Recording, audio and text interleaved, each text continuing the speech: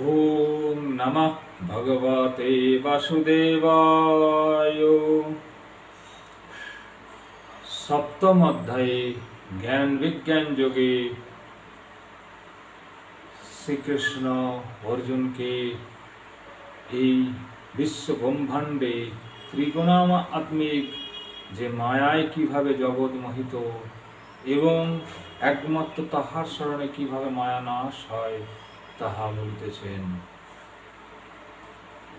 ত্রিভিগুণময়ার্ভাবৈরবি সর্বমিদা জগৎমহিতং নাভিজানিতমমেভ্য পরমব্যয়ম।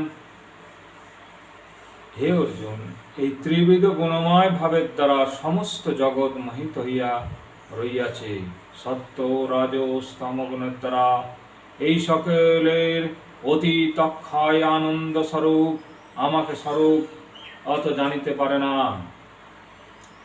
দৈবীহস্য গুণময়ী মম মায়া দুরত্তায় মমেব মে প্রবদ্ধন্তে মায়ামেতাং তরন্তি তে। এই ত্রিগুণাত্মিক অলৌকিক আমার মায়া নিতান্ত দুস্তরা, যাহারা একমাত্র আমারই শরণাগত হইয়া ভজনা করেন তাহারাই কেবল এই সুদস্তর মায়া উত্তীর্ণ হইতে পারেন। নামাং দুষ্কৃতাং মরা প্রপদ্যন্তে নরাধাম মায়ায়াহ বেহিত জ্ঞানাসুরং ভবম অর্ষিতা। পাপকর্ম পরায়ণ বিবেকশূন্য নরধামগণ মায়ার দ্বারা হতগণ হইয়া আসুরিক স্বভাব প্রাপ্ত হয় আমাকে ভজনা করে না।